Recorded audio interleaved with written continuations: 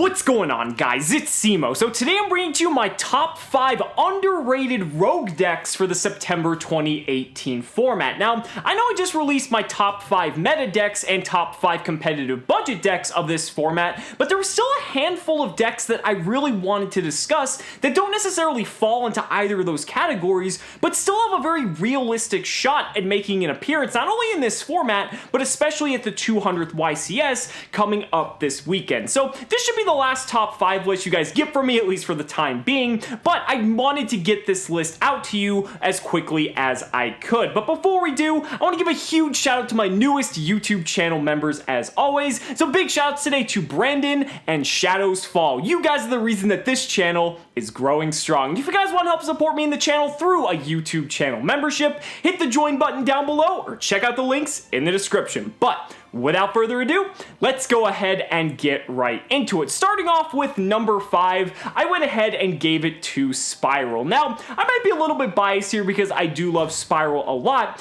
but Spiral I think actually still has a very realistic shot at making an appearance this format. Now, the reason I have it at the very bottom of the list is because Spiral took a lot of hits on this ban list. They lost to Terraforming, they lost Hornet Drones by having it go to 1, and I think the biggest hit is Nightmare Goblin getting banned, because Nightmare Goblin was kind of what allowed the deck to do a lot of pretty much its crazy combos that was enabling it to do like extra links or tri-gate boards with like Sleeper. There was a lot of really cool things that Nightmare Goblin enabled, but unfortunately with it being banned, that power has definitely been capped. Now, the thing you still have to realize is Spiral is still an incredibly powerful deck going second. It still has access to all of its tools to do the 2-card OTK if you're going second, and the fact that it's able to power through boards, especially because we're going into a meta that if you're taking Goki out of it, there's a lot of decks that are running back row. Altergeist, True Draco, hell, even Sky Striker to an extent when you have stuff like multi-roll running around. So you have to realize that there's still a potential for Spiral to just power through these boards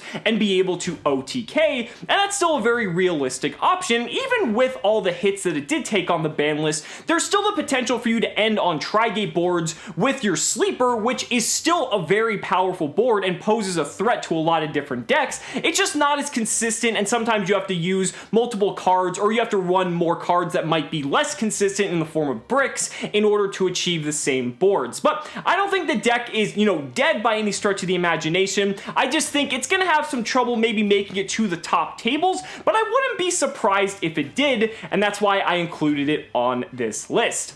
Now moving on to number 4, I have Danger. Now, Danger is one of those archetypes that is very unexplored because, yeah, it's still relatively new, it only came out in Cybernetic Horizon, but the thing with Danger is that there's still so much potential in terms of how the deck can be engineered, especially now that we have a new format, and this is going to be Danger's first opportunity to show what it's made of in a more competitive environment. Up until this point, Danger's really only had like locals and regionals to really show what it's got, and we've seen Danger take multiple forms. I mean, we've seen Sky Striker Danger, which kind of got neutered with Hornet Drones going to 1, but still definitely a possibility. We've also got stuff like Burning Abyss Danger, and I think the most common build running around at the moment is Dark World Danger, and I think there's also like an FTK variant of Danger that is kind of lurking around. I don't know if it's too viable or if it's too consistent to really be effective, but that's definitely a thing, so you definitely want to keep that in mind.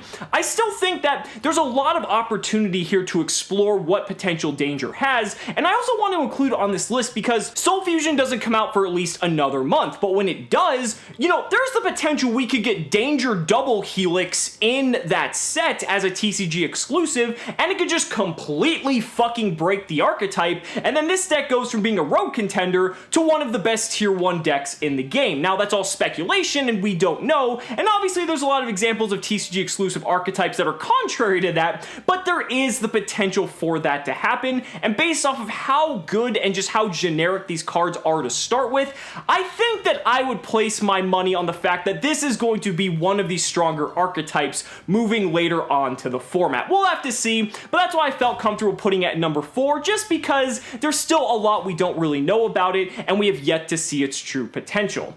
Now, I mentioned FTKs a moment ago, and that's what's going to take us into number 3, because for number 3, 3, I've got Gem Knight FTK. Yeah, Gem Knight FTK is still viable and is a deck that a lot of people are really undervaluing, but I think Gem Knight FTK has the potential to really just come in and steal a top cut slot if people aren't prepared for it. Now, Gem Knight FTK did take some hits on this ban list. I mean, it lost Nightmare Goblin, which wasn't necessary, but it kind of helped the deck with a lot of different combos by enabling that extra normal summon. I know it has Seraphonite as well, but Goblin just kind of made things a little bit easier. You also have the fact that Called by the Grave went to 2, and that may not seem like a big deal, but for an FTK deck, having all the ways to negate your opponent's hand traps and basically ensure that your combo goes off, and so by reducing your Called by the Grave, consistency that you're going to see it by 10%, actually is a really big deal. But that doesn't stop the fact that Gem Knight FTK is still perfectly capable of just killing you on the first turn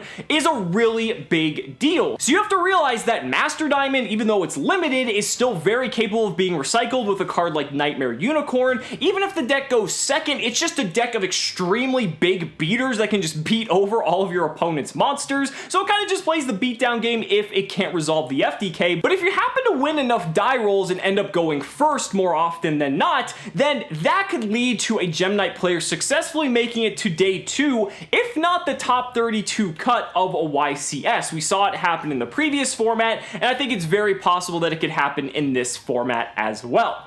Now that moves us on to number 2, and for number 2, I've got a deck that a lot of people love, Dino. Now I talked about Dino on my top 5 budget decks, but I felt that it really had to be included on the top 5 underrated rogue decks as well, because Dino is just a deck that not a lot of people really respect, and then they just get absolutely stomped on when they do end up facing it. And realistically, it's one of those decks that there are going to be people that play it no matter what the format, and these players are very skilled and end up making it all the way to the top cuts of YCSs. Hell, we saw Dino in the top cut of some of the WCQs of the previous format, and I know we're in a new format, but realistically, the format hasn't really changed enough, at least in my opinion, to justify Dinosaur not being a viable option.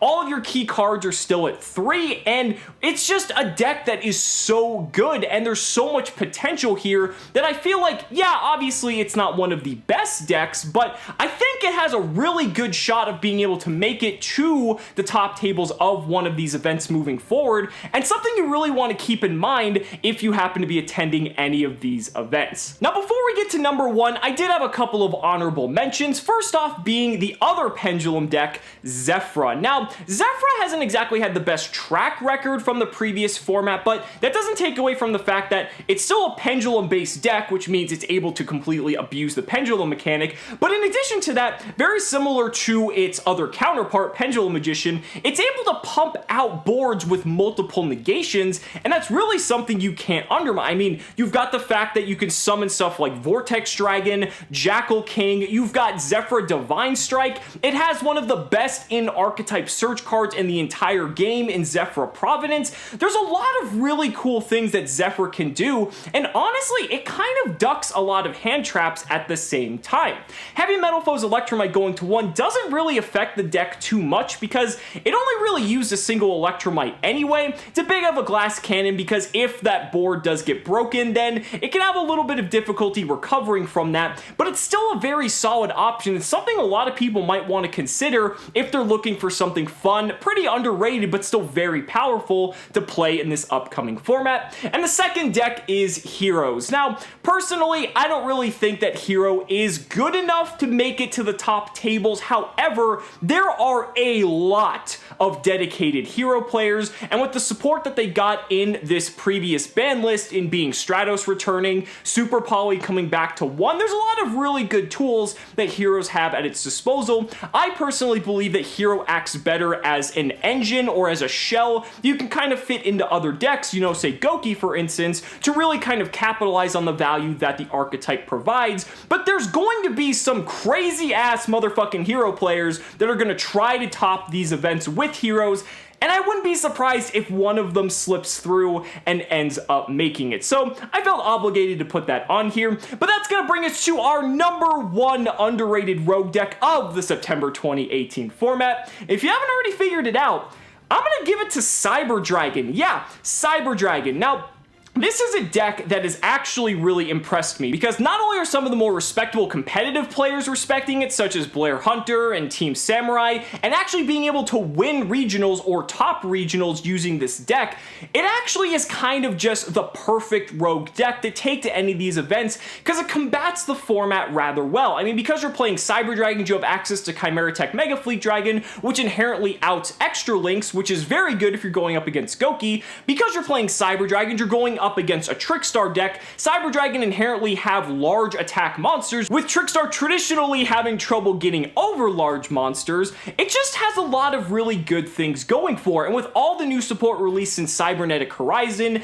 in Battles of Legend, the deck has kind of come together, and whether you're going first or second, this is a very scary deck to be facing. If you're going first, you might be going up against a board of like Cyber Dragon Infinity, Nightmare Griffin, Cyber Dragon Seeger. There's so many crazy turn 1 boards this deck can end on, but if you're going second, that's an even more ideal situation, because this deck is basically meant to go second and can easily pile drive any board that your opponent establishes, and it's something you really have to respect going into any large tournament coming up in this format. I would not be surprised if Cyber Dragon makes the top 32 of these tournaments. I wouldn't be surprised if multiple Cyber Dragons do. I guess we'll just have to wait and see, but from what I've seen, it's got the best track record out of every single deck on this list, and that's why I had to give it the number 1 slot. But guys, those are just my thoughts. Let me know down in the comments what you guys think about your top underrated rogue decks for this format. I'd really love to hear your thoughts. So guys, thank you so much for watching the video. Be sure to like the video as always.